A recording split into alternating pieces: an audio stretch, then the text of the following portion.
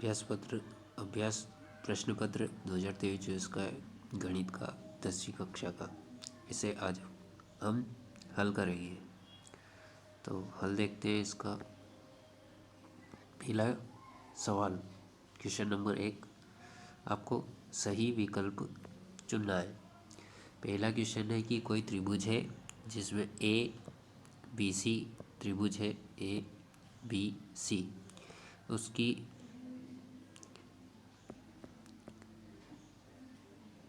भुजा A B के समांतर कोई भुजा है डी ई। इसमें दे रखा है कि सी डी 6 सेंटीमीटर है, ई सी 8 सेंटीमीटर है और बी ई 12 सेंटीमीटर है। तो आपको बतानी है ए डी कितनी होगी। तो जैसा कि अपनों ने पढ़ा था समानुपातिक प्रमेय में कि त्रिभुज को देखने पर कि डी सी या सी डी बराबर ए डी बराबर होगा सी ई बटे बी ई। तो मान रख दीजिए डी सी या सी डी का मान है 6, ए डी का मान अपने को निकालना है। सी ई 8 दे रखा है, बी ई 12 दे रखा है। वज्र गुणा कर देंगे तो 72 बराबर 8 ए डी, तो 8 9 72, यानी कि ए डी का मान आ जाएगा आपके 9।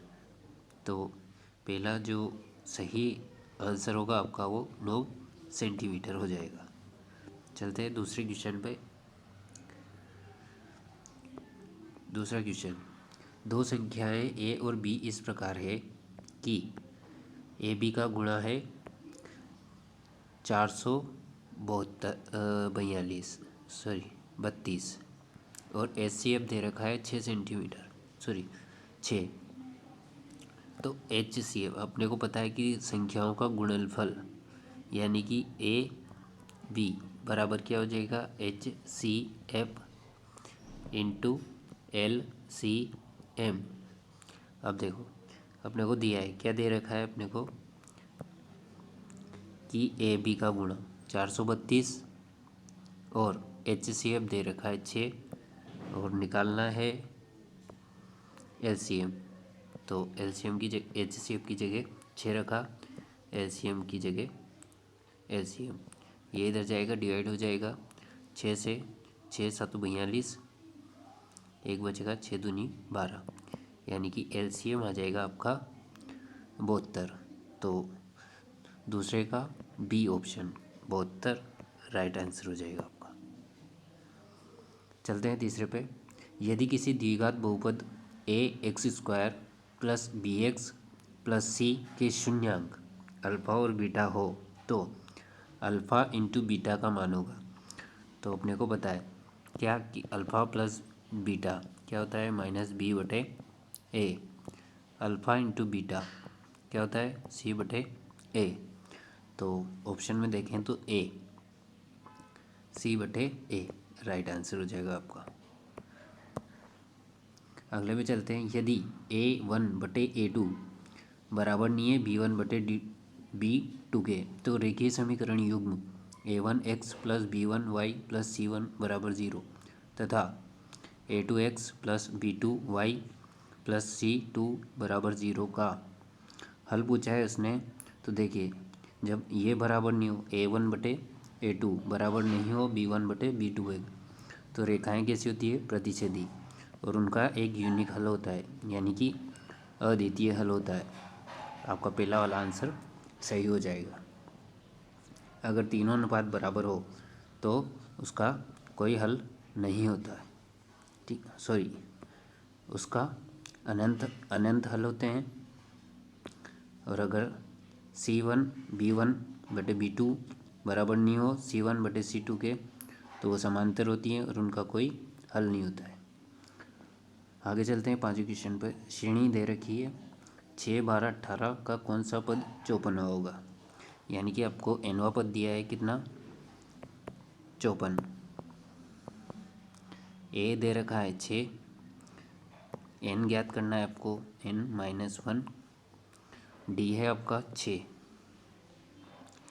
6 को इधर लाता हूँ मैं, पक्षांतर करता हूँ तो बचते हैं मेरे पास 48। माइनस हो जाएंगे, n-1 6, इधर 6 गुणा में इधर भाग में जाएंगे तो 6 8 48 डिवाइड n का इधर होगा तो 8 + 1, यानी कि n का मान आ जाएगा मेरे पास 9, यानी कि 9वां पद होगा। ऑप्शन सी सही जवाब हो जाएगा। आगे बढ़ते हैं क्वेश्चन नंबर 5वें पे।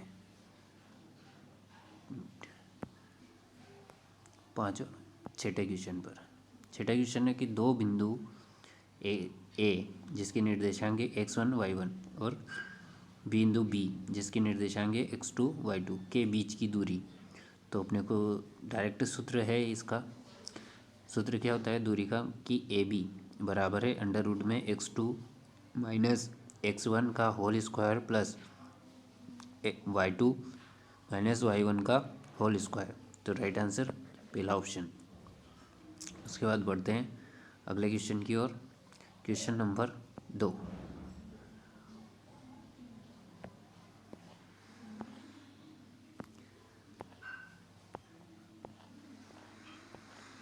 रिक्त स्थान भरिए। रिक्त स्थान भरना है आपको, तो प्रत्येक भाज्य संख्या को किस संख्या के गुणनफल के रूप में लिख सकते हैं? अभाज्य संख्याओं के। द्विघात समीकरण ax² + bx + c बराबर 0 के विव्यक्तिकर का सूत्र d बराबर होता है b² - 4ac। ये इसका विव्यक्तिकर d हो जाएगा। यदि किसी समांतर श्रेणी का n वां पद 3 + 2n हो तब श्रेणी का प्रथम पद, यानी कि आपको n बराबर 1 रखना है। तो अगर मैं इसमें n बराबर 1 रखता हूँ तो 3 + 2 इनकी जगह 1, 3 + 2 क्या हो जाएगी 5। तो आपका राइट आंसर यह खाली स्थान में क्या आ जाएगा 5। आगे बढ़ते हैं। वृत्त को दो बिंदुओं पर प्रतिच्छेद करने वाली, दो बिंदुओं पर प्रतिच्छेद कर रही तो इसको क्या कहते हैं छेदक रेखा। इसको छेदक रेखा नाम देंगे। दो समान कोणीय त्रिभुजों में उनकी संगत भुजाओं का अनुपात भी सदैव समान रहता है या बराबर रहता है। तो आप समान लिखिए या बराबर। 3 मीटर ऊंची मीनार के पाद से 3 मीटर दूर स्थित बिंदु पर मीनार की चोटी का उन्नयन कोण बताना है। यानी कि 3 मीटर ऊंची है, 3 मीटर दूरी से इसका ये वाला कोण आपको बताना है।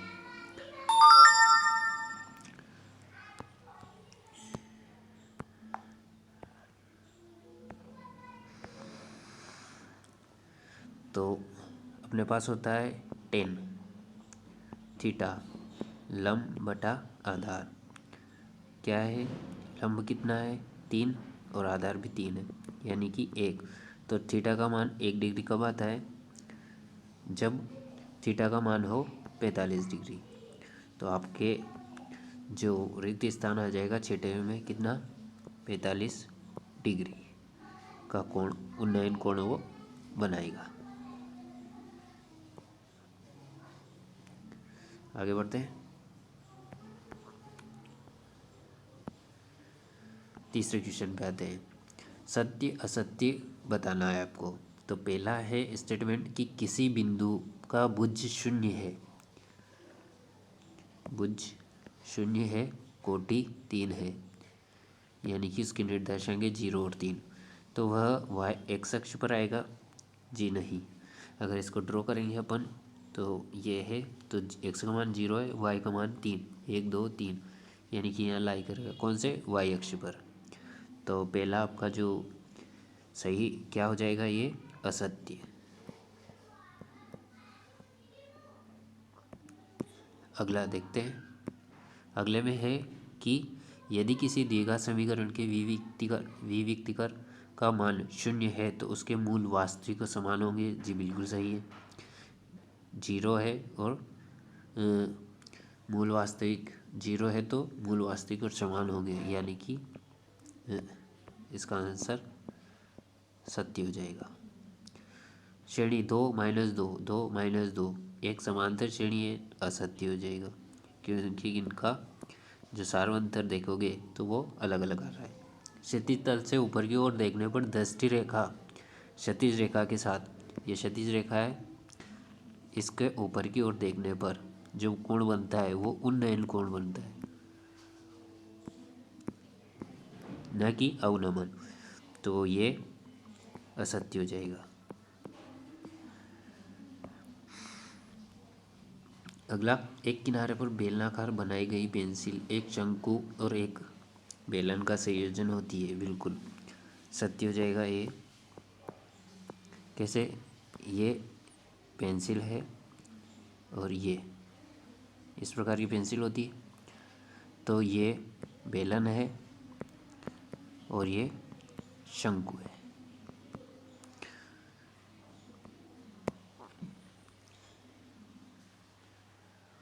अगला, किसी घटना की प्रायिकता एक से अधिक नहीं हो सकती। जी बिल्कुल, प्रायिकता एक से अधिक नहीं हो सकती, तो ये हो जाएगा सत्य। प्रायिकता एक से छोटी होती है और 0 से बड़ी होती है। आगे बढ़ते हैं अगले क्वेश्चन में, जो आपको मिलाना है सही जोड़ी।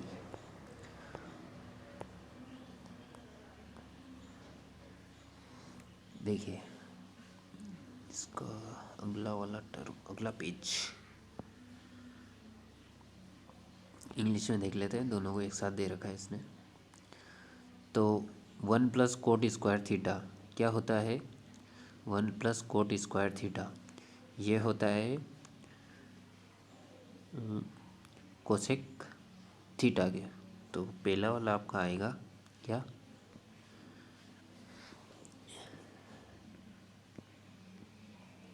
कोसेक थीटा, ठीक है। एफ ये वाला। अगले में क्या है? सेक। सेक क्या देखो तो ऑप्शन में देखने पर 1/cos दिख रहा है अपने को, तो दूसरे वाले का क्या हो जाएगा? ए 1/cos थीटा।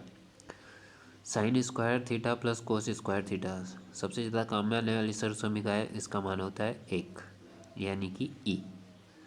उसके बाद देखो तीसरे में क्या है? वृत्त की परिधि। यहाँ से देखूँ तो वृत्त की परिधि क्या होती है? 2πr, यानी कि चौथे में हो जाएगा 2πr। पाँचवें में देखता हूँ, वृत्त का क्षेत्रफल क्या होता है? वृत्त का क्षेत्रफल होता है πr², तो ये आ जाएगा πr²। पाँचवें में πr², यानी कि बी।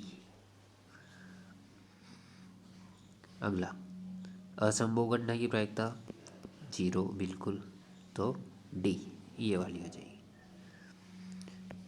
आगे चलते हैं, एक शब्द में आंसर देना है आपको। क्वेश्चन नंबर 5 का, यदि किसी द्विघात समीकरण के विविक्तिकर का मान धनात्मक हो तो समीकरण के मूल की प्रकृति कैसी होती है? जब पॉजिटिव आता है तो मूल कैसे होते हैं? वास्तविक और भिन्न भिन्न।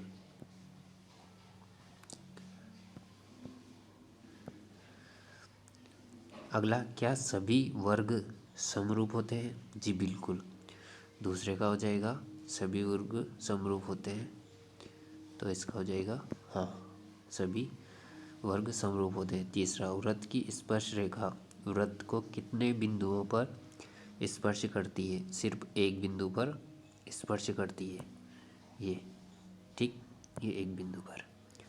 आगे चलिए, बिंदु 1 और 4 और 3 और 2 को मिलाने वाले रेखाखंड के मध्य बिंदु के निर्देशांक बताने हैं। यानी कि आपके कोई बिंदु है 1, 4 और 3, 2, इसके मध्य बिंदु के क्या होंगे? तो अपन क्या करेंगे? इसका सूत्र है, एक्स का निर्देशांक क्या होगा? x1 x2/2। तो देखिए एक x1 है, x2 है 3, दोनों को जोड़ेंगे तो 4 आएगा, 4/2, यानी कि एक्स का जो निर्देशांक आ जाएगा वो 2। इसी प्रकार वाई का निकालेंगे।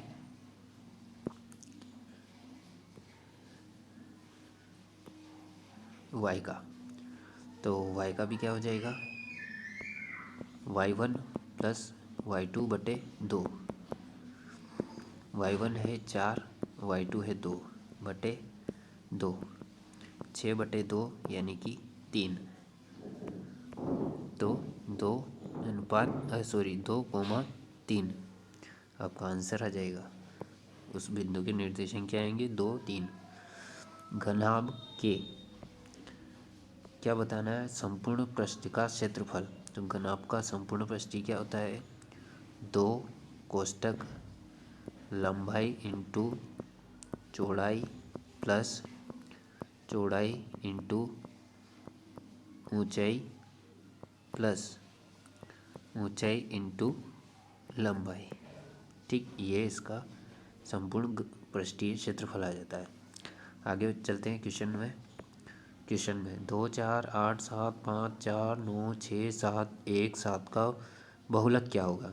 तो बहुलक क्या है, जो सबसे ज़्यादा बार आ रहा है, जिसकी आवृत्ति सबसे ज़्यादा है। तो अपन देखते हैं 7, 1, 2, 3 सबसे ज़्यादा बार आ रहा है, तो बहुलक हो जाएगा आपका 7। आगे चलते हैं क्वेश्चन नंबर 6 की व्याख्या कीजिए कि 7 इंटू 11 इंटू 13 प्लस 13 और 7 into 6 into 5 into 4 into 2 into 1 plus 5 भाज्य संख्याएँ क्यों। कारण बताना। तो मैं पहली संख्या को ले रहा हूँ, 7 इंटू 11 इंटू 13 प्लस 13। देखिए, तो क्या करता हूँ, मैं 13 को कॉमन ले लेता हूँ। कॉमन लेने के बाद मेरे पास क्या बच जाता है अंदर,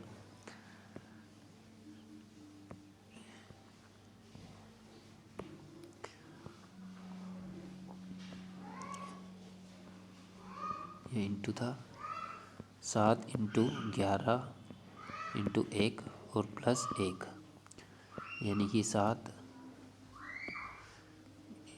77 लिख देता हूँ गुणा करके, 77 प्लस 1 और इधर 13, तो 13 इंटू 78। अब देखिए 78 के अभाज्य गुणनखंड करते हैं तो क्या लिख सकता हूँ, 13 इंटू 13 78 है ना, तो 6 के 2 इंटू 3 इंटू 13। इसके इस वाली संख्या के ये अभाज्य गुणनखंड आए। तो देखिए ये भाज्य हुई कैसे, क्योंकि अगर अभाज्य संख्या होती तो अभाज्य का तो गुणनखंड केवल वो और एक ही होता है। अब इसमें एक से ज़्यादा संख्याओं का भाग जा रहा है, ऐसे समझे तो एक से ज़्यादा संख्याओं का भाग जा रहा है, इसलिए ये भाज्य हुई। अगर अभाज्य होती तो उसी संख्या या उसका अभाज्य गुणनखंड सिर्फ एक ही आता। इधर आते हैं दूसरी संख्या पे। दूसरी संख्या है अपने पास 7 into 6 into 5 into 4 into 3 4 into 2 into 1 plus 5। यहाँ पर भी 5 मेरे को कॉमन दिख रहा है, तो वही प्रोसेस, 5 को कॉमन ले लिया, 7 इंटू 6 इंटू 4 इंटू 2 प्लस 1 ये है। तो अपन गुणा कर लेते हैं इनको, चंग 42 और इधर 8 प्लस 1, 8 दूनी 16, 1 हासिल 8 चौक 32 और 33 प्लस 1 5 जोड़ देता हूँ मैं, 5 इंटू 337। देखिए यहाँ पर भी अगर इसके गुणनखंड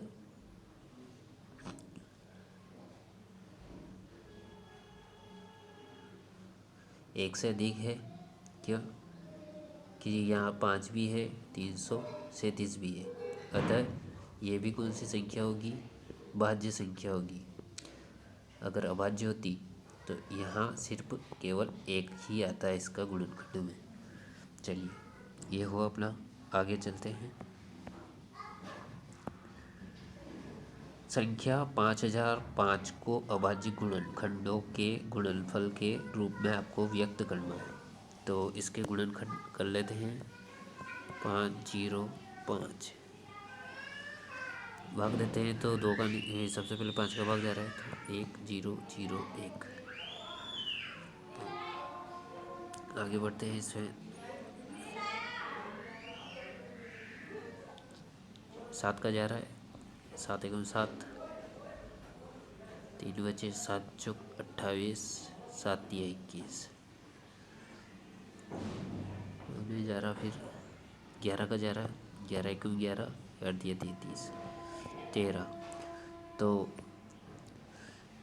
5005 के अभाज्य गुणनखंड क्या हो जाएंगे? 5 × 7 × 11 × 13, ये इसके गुणनफल हो जाएंगे। चलो आगे बढ़ते हैं।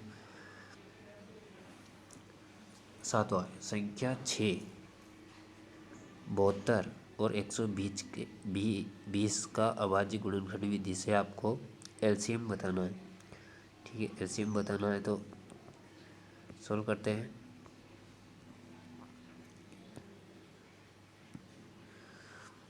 एलसीएम, मेरे को एलसीएम चाहिए किसका? 6, 72 और 120 का।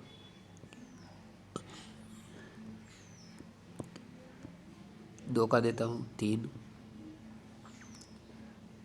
3 6 6 0। दो का फिर से जा रहा, 3 भी जा रहा, ऐसे कैसे? 1 और 8 30। फिर 2 का 3 9 15। 2 का नहीं जाएगा तो 3 का, 3 एकम 3, 3 9 5 3 5 यानी 1 1 1। अब मेरे को अभाज्य गुणनखंड चाहिए तो 2 × 2 यहीं से गुणा कर लेता हूँ। 5 3 15, 15 दूनी 30, 30 दूनी 60, 60 दूना 120 और 120 दिया 360। यानी कि मेरे पास जो अभाज्य गुणनखंड आएंगे, सॉरी एलसीएम आएगा, वो आ जाएगा मेरे पास 360।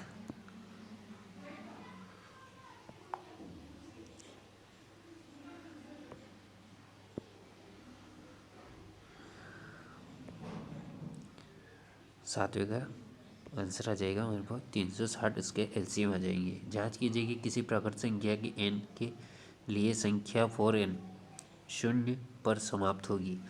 तो शून्य पर समाप्त होने के लिए संख्या की कंडीशन के उसके अभाज्य गुणनखंड में 2 और 5 होने चाहिए। तो मैं 4 के अभाज्य गुणनखंड करता हूँ, 4 के अभाज्य गुणनखंड करता हूँ तो 2 × 2 यानी कि 2 × 2 की पावर n है। अगर यहाँ 2 और 5 होते हैं तो इस संख्या के अंत में क्या आता है? 0, बट ऐसा नहीं है, तो ये शून्य पर समाप्त नहीं होगी। देख भी ले एक उदाहरण भी देख लेते हैं कि 4 की पावर 1 क्या आएगा? 4, 4 की घात 2 16, 4 की घात 3 64। इस प्रकार सोल्व करके भी आप देख सकते हो।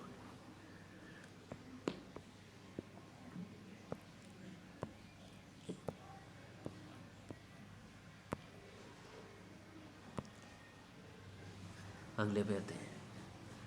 क्वेश्चन नंबर 8, 8वां सवाल है आपका कि द्विघात बहुपद के शून्यांक आपको ज्ञात करना है। शून्यांक किसके? x² द्विघात है, x² - 2x - 8 शून्यांक ज्ञात करते हैं।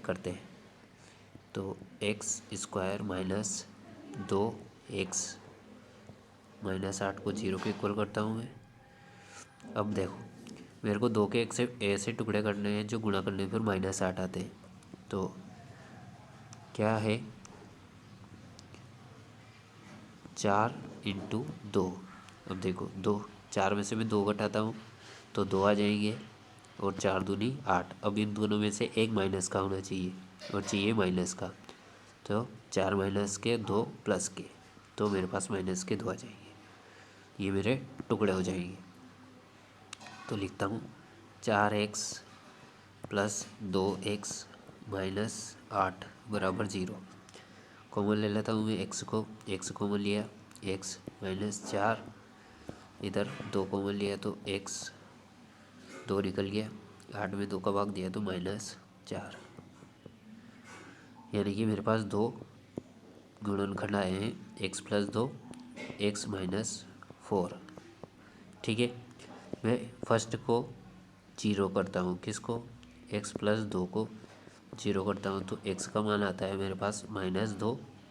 अगर मैं सेकंड x माइनस 4 को 0 के इक्वल करता हूँ तो मेरे पास आता है x बराबर 4।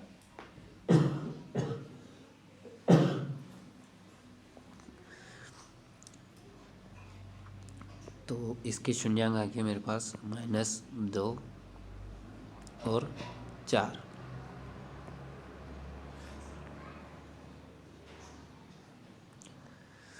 आगे इसी का अथवा है 8 का अथवा एक द्विघात बहुपद ज्ञात कीजिए जिसके शून्यांकों का योग और गुणनफल क्या हो 1/4 और गुणनफल हो -1। तो अपने पास एक समीकरण है a x square plus b x plus c बराबर 0। ठीक, अब देखिए एक्स स्क्वायर अपने पास है b/a माइनस b/a है अपने पास 1/4 और c/a है अपने पास -1। अगर इस समीकरण में मैं a का भाग दे देता हूँ तो क्या आ जाता है x square plus b/a x plus c/a बराबर 0। अब देखिए एक्स स्क्वायर b/a और मेरे पास है माइनस का, तो अगर मैं दोनों तरफ माइनस का गुणा कर दूँ तो ये आ जाएगा मेरे पास, यानी कि प्लस b/a का मान है -1/4 एक्स और c/a का -1 बराबर 0। तो मेरे पास जो समीकरण आएगी उसका क्या आ जाएगी समीकरण, वो लिख रहा हूँ मैं कि मेरे पास समीकरण आ जाएगी एक्स स्क्वायर -x/4 -1 बराबर 0।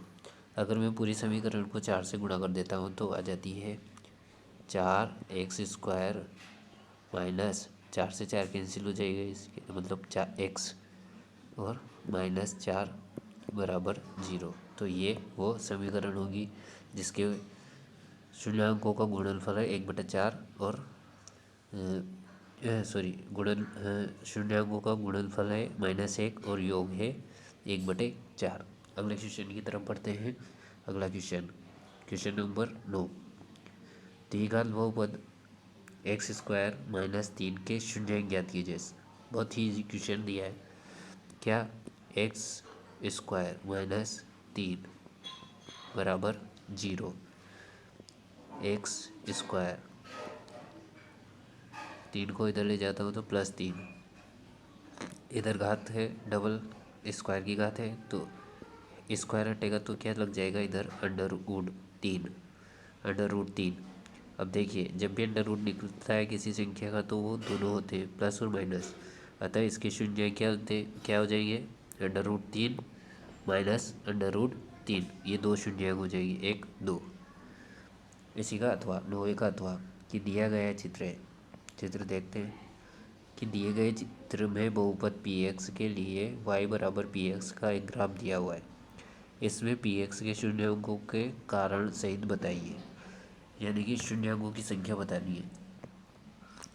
देखिए ये जो ग्राफ है ये कहीं पर भी एक्स अक्ष को क्रॉस या टच नहीं कर रहा है, इसका मतलब शून्यांक इसके कोई शून्यांक नहीं होंगे। ठीक है, अगर ये एक्स अक्ष को टच करता तो इसका जितनी बार क्रॉस करता है, टच करता है, उतने शून्य हुई है। ले पे चलते हैं क्वेश्चन नंबर 10। तो क्वेश्चन है कि आफताब अपनी पुत्री से कहता है कि 7 वर्ष पूर्व मैं तुमसे 7 गुनी आयु का था। अब मैं 3 वर्ष बाद तुमसे केवल 3 गुनी आयु का रह जाऊँ। इस स्थिति को बीजगणित रूप में व्यक्त करना है। तो मैं लेता हूँ किसकी 7 वर्ष पूर्व, किसकी आयु, पुत्री की आयु। तो माना कि पुत्री की आयु कितनी है, x, और अब आफताब की आयु मान लेता हूँ कितनी, y। तो 7 वर्ष पूर्व है ना, ये आयु है उनकी x और y। कितनी थी, 7 गुनी थी, किसकी, पुत्री की। अतः मेरे पास पहली समीकरण बनेगी आफताब की आयु बराबर हो जाएगी पुत्री की आयु की 7 गुनी, यानी कि पहली वाली समीकरण ये आई मेरे पास। अब चलता हूँ मैं 3 वर्ष बाद।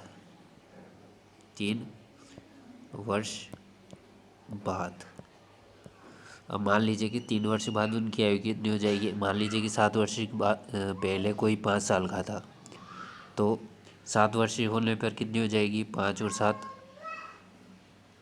12, और उसके 3 और वर्ष बाद, यानी कि 12 में 3 और जोड़ूंगा, टोटल 15, यानी कि 10 वर्ष आ जाएगी।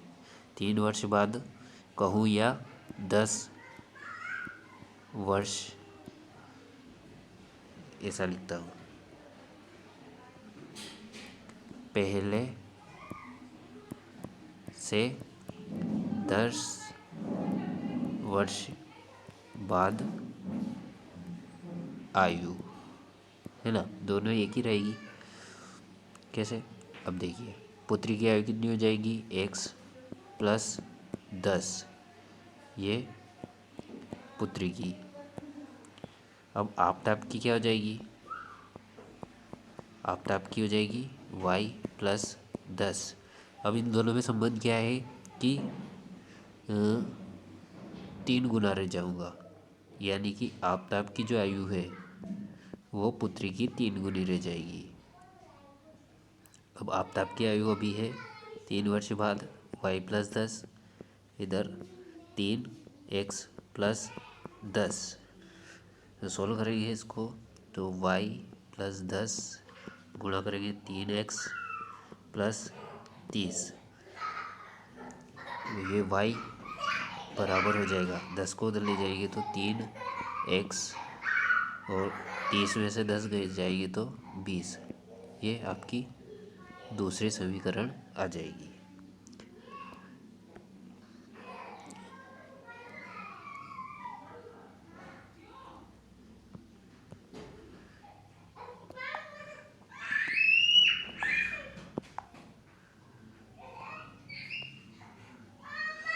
y बराबर कितनी, 7x तो इसकी थी, और यहाँ पे हो जाएगी आपकी 3x + 20।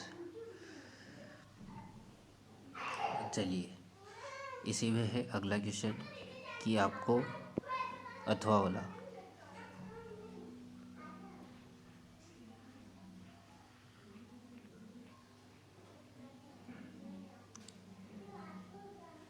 क्या है, 2 चरों वाले रेखीय समीकरण युग्म का एक उदाहरण दीजिए जिसके द्वारा निरूपित रेखाएं समांतर हो।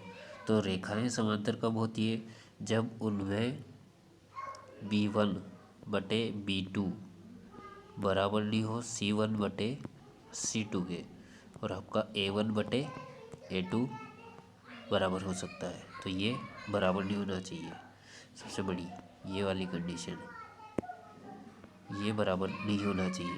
तो एक उदाहरण लिखते हैं अपन, एक समीकरण लिखते हैं, 2x + 5y 6 = 0। अब देखिए इससे जो जुड़ी हुई मैं दूसरी समीकरण लिख रहा हूँ कि 4x प्लस क्या 10y और 6 की जगह दुगुना ना तो 12 आना चाहिए, 12 को छोड़ के कोई भी संख्या लिख सकते हो आप। तो 10 बराबर 0। ठीक, तो ऐसे ही बहुत सारी समीकरण बन सकती है जिसमें आपको सिर्फ एक चीज़ ध्यान में रखनी है कि ये आपका ये वाली टर्म बराबर नहीं होनी चाहिए। तो ये दो समीकरण है मेरे पास, ये युग्म हो गया। क्वेश्चन नंबर 11 पे आता हूँ। 11 क्या है कि गुणनखंड विधि से समीकरण के हल निकालने आपको हल निकालते चलिए। तो देखिए, इसका गुणा मैं इसका और इसका गुणा कर रहा हूँ तो क्या आ रहा है 5√2 इंटू √2 यानी कि 10। तो मेरे को 10 के फैक्टर करने हैं। तो देखिए 10 के फैक्टर क्या आते हैं 5 इंटू 2, 5 दूनी 10। अब दोनों को जोड़ने पर क्या आ रहा है 7 आ रहा है। तो इस समीकरण को मैं लिख सकता हूँ कैसे कि √2 x square plus 2x plus 5x, 7x के टुकड़े किए हैं, 2x प्लस 5x प्लस 5√2 बराबर 0। ठीक है, मैंने 7x के बस टुकड़े करके लिखे हैं। अब देखिए कॉमन ले लेता हूँ। तो कॉमन क्या देख रहा है मेरे को √2, क्योंकि 2 को √2 गुणा 2 लिख सकते हैं। तो ये मैंने √2x कॉमन निकाल लिए। तो यहाँ से क्या बच जाएगा x, पीछे बचेगा x निकल गया है, 2 में से 1√2 निकल गया तो 1√2 बच जाएगा। प्लस यहाँ दिख रहा है सीधा सा 5 कॉमन दिख रहा है तो 5x में से 5 गया x प्लस 5√2 में से 5 निकल गया √2 बचा। देखिए ये अंदर एक जैसा, तो ये कॉमन निकल जाएगा फिर से x प्लस √2, सामने क्या बचा √2x प्लस 5 बराबर 0। तो मैं फर्स्ट वाले को 0 के इक्वल करता हूँ तो x का मान आ जाता है -√2। अगर सेकंड वाले को मैं 0 के इक्वल करता हूँ तो मेरे पास x का मान आ जाता है -5/√2। ये आपके दो क्या था क्वेश्चन हल, x का मान आ जाता है। एक मान ये, दूसरा ये। आगे चलते हैं। क्वेश्चन नंबर है इसी का अथवा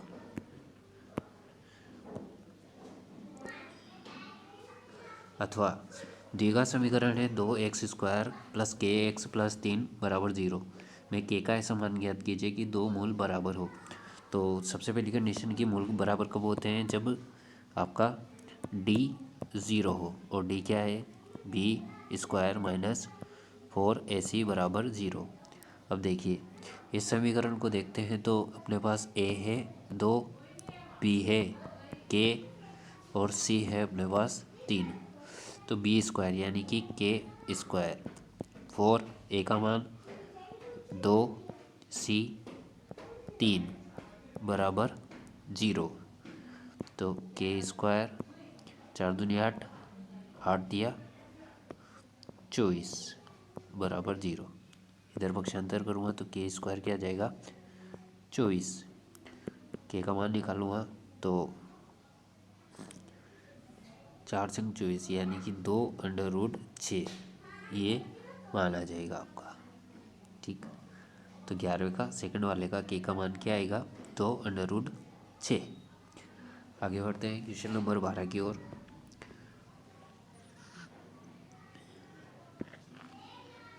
क्वेश्चन नंबर 12 क्या है कि एक समांतर श्रेणी है 21, 18, 15 का कौन सा पद -81 होगा। तो सोल्व करते हैं। ए है अपने पास कितना 21, डी निकालता हूँ तो द्वितीय पद 18 -21 यानी कि डी आ जाता है मेरे पास -3। एन दे रखा है मेरे को कितना -81 है ना। ये कौन सा पद है तो चलिए मान रख देते हैं। सूत्र है अपने पास nवां पद का क्या कि ए एन बराबर ए प्लस एन माइनस वन और डी। ए एन दे रखा है मेरे को -81, ए कितना है 21 प्लस एन मेरे को निकालना है, डी कितना है -3। 81 को इधर के लेके जाता हूँ तो इधर प्लस के माइनस के, तो 81 माइनस 21 कितना हो जाएगा 2 और 10, यानी कि माइनस के 2 बराबर -3 n -1। माइनस से माइनस क्रॉस कर देता हूँ, 3 का इधर पक्षांतर करता हूँ यानी कि 3 का भाग चला जाएगा, तो सीधा क्रॉस कर देता हूँ मैं। 3 तारी 9, 3 चौक 12, n -1, ये माइनस इधर जाएगा तो n का मान आ जाएगा आपका 35 यानी कि 35। तो 81 कौन से नंबर पर होगा, ये 35वें नंबर पर। n बराबर आ जाएगा आपका 35।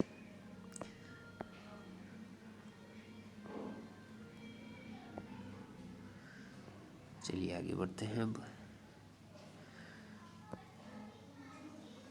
7, 13, 19 का अंतिम पद है 205 में पदों की संख्या बतानी है। ठीक है, वही ए एन क्या है ए प्लस एन -1 और डी।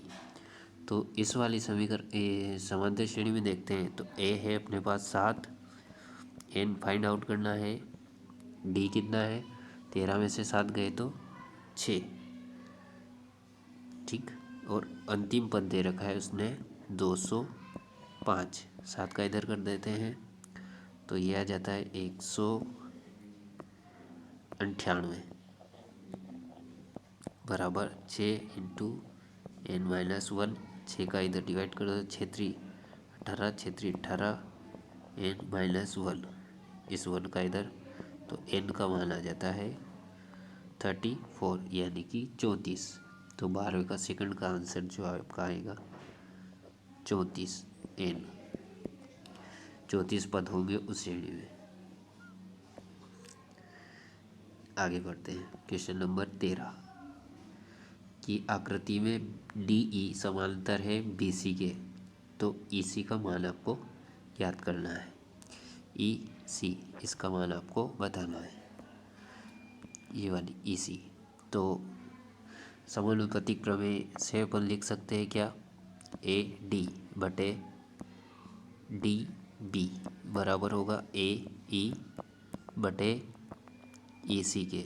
ए डी कितना है 1.5 बटे डी बी 3, ए ई 1, ई सी या सी ई। देखिए दशमलव टी यानी कि नीचे 1 0 बढ़ी, 15 एकम 15, 15 दूनी 30। ई सी का इधर गुणा किया, इसका इधर क्रॉस गुणा, तो ई सी बराबर 2। तो आपका ई सी आ जाएगी कितनी 2 सेंटीमीटर। ठीक है, ए सी का अथवा वाला देखते हैं। किसी त्रिभुज पी क्यू आर की भुजा पी क्यू और पी आर का क्रमशः बिंदु ई और एफ, पी क्यू और पी आर पर क्रमशः बिंदु ई और एफ स्थित है। देख लीजिए, त्रिभुज बना लेते हैं अपन। सबसे पहले ये कोई त्रिभुज है P Q R, P Q पर ए बिंदु है ई और एफ पी आर पर एफ बिंदु है। ठीक है, अब क्या दे रखा है कि पी ई जो है 3.9 सेंटीमीटर है, ई क्यू 3 सेंटीमीटर है, पी एफ 3.6 सेंटीमीटर है, एफ आर है 2.4। तो बताइए कि ई एफ समांतर है क्यू आर के, स्पष्ट कीजिए। शुरू करते हैं। देखिए, ई एफ समांतर होगी क्यू आर के कब?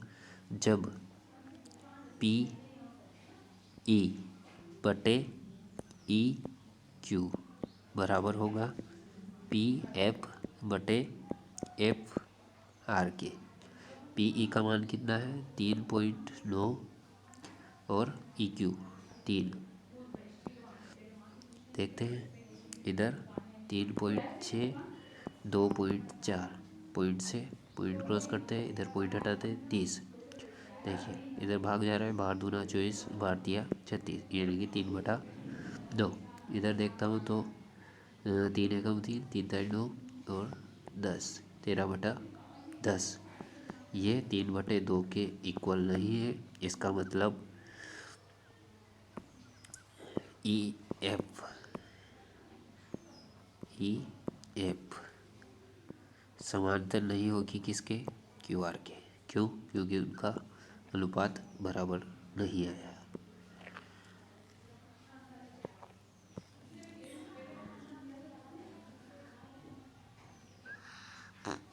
आगे बढ़ते हैं क्वेश्चन नंबर 14 पे। एक्स और वाई में एक संबंध ज्ञात कीजिए ताकि एक्स वाई बिंदुओं 3 और 6, निर्देशांक 3 और 6 और -3 और 4 से समदूरस्थ हो। तो देखिए इसको कैसे सोल्व करते हैं। ये दो बिंदु है,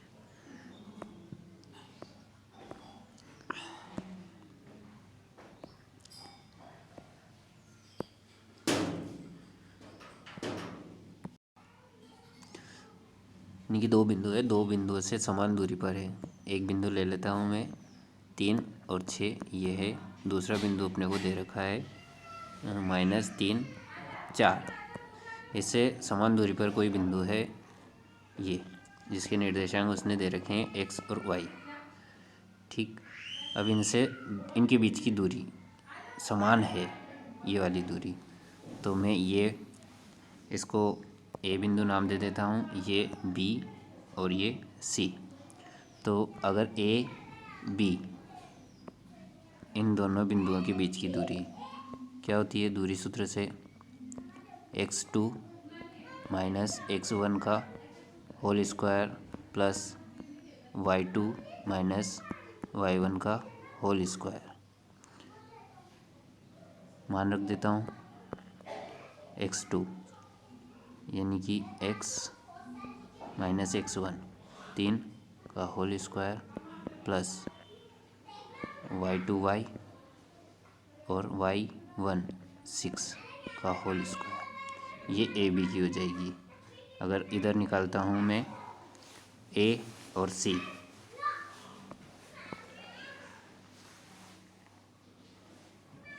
ए सी निकालता हूँ,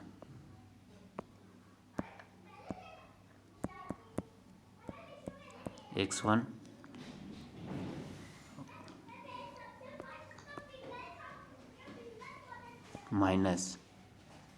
-3 x2 है,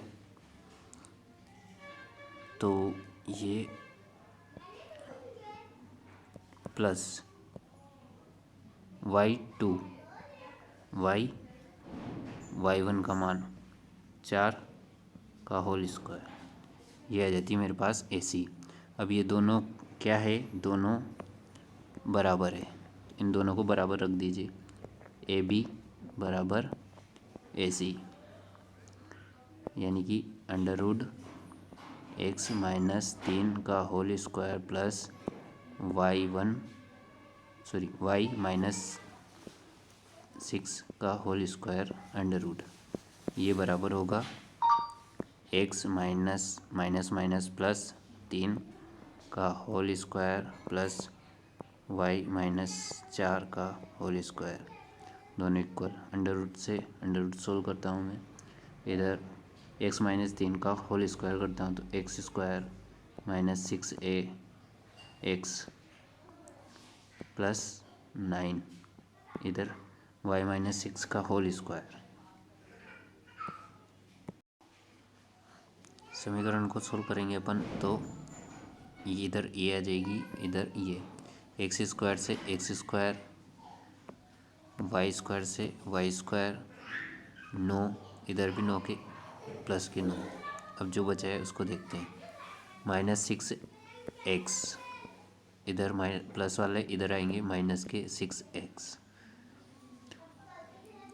-12y पहले इधर ही है, उधर से -8y इधर आएंगे, प्लस के हो जाएंगे 8y।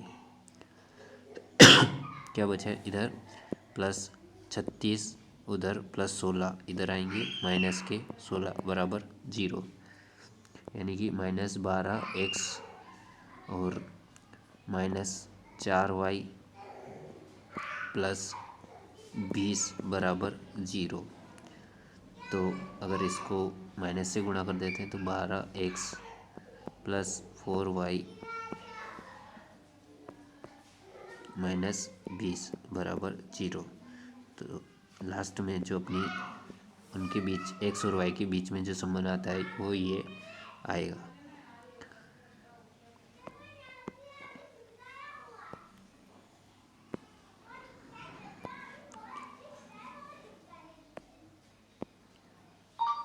आगे बढ़ते हैं। क्वेश्चन अथवा वाला कि बिंदु A, B और -a -b के बीच की दूरी, तो दूरी वाला सूत्र है अपने पास AB। यदि A बिंदु के निर्देशांक ये है, B के निर्देशांक ये है, तो A और B के बीच की दूरी क्या हो जाएगी? x2 - x1 का whole square plus y2 - y1 का होल स्क्वायर पूरे के अंडर रूट। ए बिंदु को x1 नाम दे देते हैं, तो x2 यानी कि -a x1 a plus y2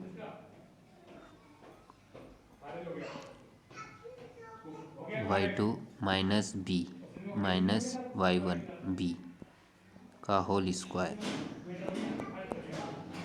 -2a का होल स्क्वायर प्लस -2b का होल स्क्वायर क्या जाएगा? 4a square plus 4b square. 4 को अंडर रूट से बाहर निकाल सकते हैं, क्या आएगा? बाहर 2, अंडर रूट में बच जाएगा a square plus b square. तो बिंदु ए और बीच के बीच की दूरी, बी के बीच की दूरी आ जाएगी 2 under root a square plus b square.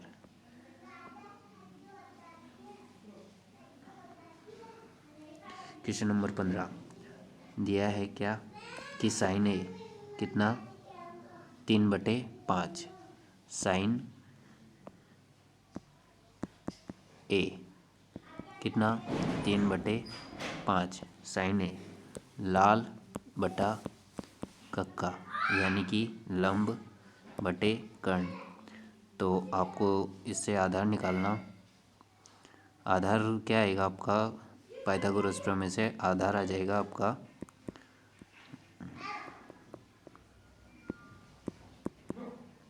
आधार कितना 4।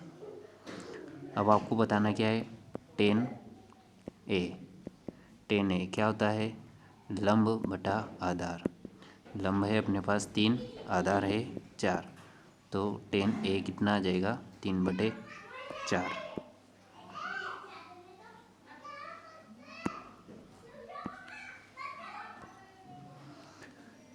15 का अथवा वाला दे रखा है आपको कि 2 10 45 degree square, 10 square 45 degree plus cos square 30 degree minus sine square 60 degree.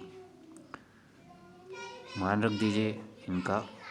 तो 10 45 का मान होता है 1, यानी कि 1 का square plus cos square 30 degree यानी कि 30 का मान, कोस 30 का मान, अंडर रूट 3/2 का स्क्वायर माइनस साइन 60 √3/2 का होल स्क्वायर। साइन का स्क्वायर है तो देखिए दोनों कोस और साइन मान एक जैसे हैं, 1 + 1 - तो दोनों कैंसिल आउट। क्या बचा 2 × 1 यानी कि आपका मान आ जाएगा 2। तो 15 के अथवा वाले का आंसर आ जाएगा +2। अगला क्वेश्चन 16। एक चित्र प्राप्त करने की प्रायिकता ज्ञात कीजिए जब एक सिक्के को एक बार उछाला जाता है, साथ ही एक पट प्राप्त करने की प्रायिकता भी ज्ञात कीजिए। जब अपन सिक्के को उछालते हैं तो 2 घटनाएं संभावित होती है, कौन सी? या तो हेड या टेल, या चित्त या पट आएगा। अब वो क्या ज्ञात करने की प्रायिकता पूछ रहा है? चित्त की। तो चित्त की प्रायिकता हो जाएगी आपकी अनुकूलित घटना, यानी कि एक बार चित्त आ सकता है। कुल कितने घटनाएं? 2। तो प्रायिकता हो जाएगी 1/2। इसी प्रकार पट की प्रायिकता भी हो जाएगी। पट आने का संभावना 1 और कुल घटनाएं 2। तो पट की प्रायिकता भी कितनी होगी? 1/2। ये 16 का आपका हल हो जाएगा। 16 का अथवा वाला देखते हैं। यदि पी यानी कि किसी घटना की प्रायिकता दे रखी है आपको 0.05, तो पी नहीं होने की प्रायिकता यानी कि बार क्या होता है? पी दे रखा है अपने को, तो पी बार हो जाता है 1 - पी। 1 - पी का मान अपने पास है 0.05, यानी कि एक में से घटाएंगे तो 0.95। ये पी के नहीं होने की प्रायिकता आ जाएगी। आगे चलते हैं क्वेश्चन नंबर 17। क्वेश्चन नंबर 17 है आपका क्या कि एक बक्से में 3 नीली यानी कि 3 नीली ब्लू, 2 सफ़ेद, 2 वाइट और 4 रेड या लाल कंचे हैं। यदि इस बक्से में से एक कंचा यादृच्छिक निकाला जाता है तो इसकी क्या प्रायिकता होगी कि यह कंचा लाल हो? तो प्रायिकता का सूत्र है अपने के पास कि अनुकूल घटना। तो अनुकूल घटना काय की? लाल की। कितनी है? 4 है टोटल। और बक्से में कुल कितने कंचे हैं? 4 2 6 और 3 9। तो पी रेड की प्रायिकता आ जाएगी 4/9। दूसरा है इसमें कि कंचा नीला हो, इसकी प्रायिकता क्या हो जाएगी? तो पी ब्लू की प्रायिकता। अब ब्लू की कितनी है? यानी कि अनुकूल 3, टोटल 9। तो 3/9 या 1/3 इसकी नीले वाले कंचे की प्रायिकता हो जाएगी। 17 का अथवा वाला कि 20 बल्बों के एक समूह में 4 बल्ब खराब है। इस समूह में से एक बल्ब यादृच्छिक निकाला जाता है, जिसकी प्रायिकता क्या होगी कि बल्ब क्या होना चाहिए? खराब हो। बल्ब के खराब होने की संभावना आपको बतानी है। तो कुल